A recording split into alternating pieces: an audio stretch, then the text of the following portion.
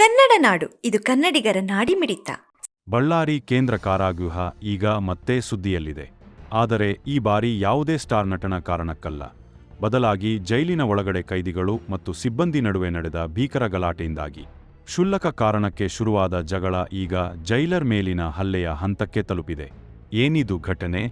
ಇಲ್ಲಿದೆ ನೋಡಿ complete details. ಹೌದು, ನಟ ದರ್ಶನ್ ಬಳ್ಳಾರಿ ಜೈಲಿಗೆ ಬಂದು ಹೋದ ನಂತರ ಅಲ್ಲಿನ ಭದ್ರತೆ ಮತ್ತು ಶಿಸ್ತು ಚಹರೆಯೇ ಬದಲಾಗಿದೆ. ಜೈಲಿನ ಒಳಗಡೆ ಯಾವುದೇ ಅಕ್ರಮ ಚಟುವಟಿಕೆಗಳಿಗೆ, ಮಾದಕ ವಸ್ತುಗಳ ಸರಬರಾಜಿಗೆ ಈಗ ಕಿಂಚಿತ್ತೂ ಅವಕಾಶವಿಲ್ಲದಂತಾಗಿದೆ. ಬೀಡಿ, ಸಿಗರೇಟ್ ಹಾಗೂ ಗಾಂಜಾದಂತಹ ವಸ್ತುಗಳು ಸಿಗದೆ ಕೈದಿಗಳು ಈಗ ಹತಾಶರಾಗಿದ್ದಾರೆ. ಇದೇ ಹತಾಶೆಯಲ್ಲಿ ಅಲ್ತಾಫ್, ರಶೀದ್, ವಿನೋದ್, ಸಲೀಂ ಮತ್ತು ರಾಜು ಎನ್ನುವ ಕೈದಿಗಳು ಸಣ್ಣ ವಿಷಯವನ್ನೇ ನೆಪ ಮಾಡಿಕೊಂಡು ಜೈಲು ಸಿಬ್ಬಂದಿ ಜೊತೆ ಕ್ಯಾತೆ ತೆಗೆದಿದ್ದಾರೆ. ಕೇವಲ ಬೀಡಿ ಅವಕಾಶವಿಲ್ಲದಂತಾಗಿದೆ. ಬೀಡಿ, ಸಿಗರೇಟ್ ಹಾಗೂ ಗಾಂಜಾದಂತಹ ವಸ್ತುಗಳು ಸಿಗದೆ ಕೈದಿಗಳು ಈಗ ಹತಾಶರಾಗಿದ್ದಾರೆ. ಇದೇ ಹತಾಶೆಯಲ್ಲಿ ಅಲ್ತಾಫ್, ರಶೀದ್, ವಿನೋದ್, ಸಲೀಂ ಮತ್ತು ರಾಜು ಎನ್ನುವ ಕೈದಿಗಳು ಸಣ್ಣ ವಿಷಯವನ್ನೇ ನೆಪ ಮಾಡಿಕೊಂಡು ಜೈಲು ಸಿಬ್ಬಂದಿ ಜೊತೆ ಕ್ಯಾತೆ ತೆಗೆದಿದ್ದಾರೆ. ಕೇವಲ ಬೀಡಿ ಸ್ಥಳಕ್ಕೆ ಧಾವಿಸಿ ಪರಿಸ್ಥಿತಿಯನ್ನು ಹತೋಟಿಗೆ ತಂದಿದ್ದಾರೆ.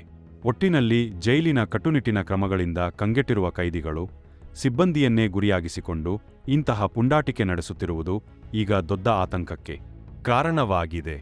ಜೈಲಿನಲ್ಲಿ ಶಿಸ್ತು ಕಾಪಾಡಲು ಹೋಗಿ ಅಧಿಕಾರಿಗಳೇ ಹಲ್ಲೆಗೊಳಗಾಗುತ್ತಿರುವುದು ದುರದೃಷ್ಟಕರ.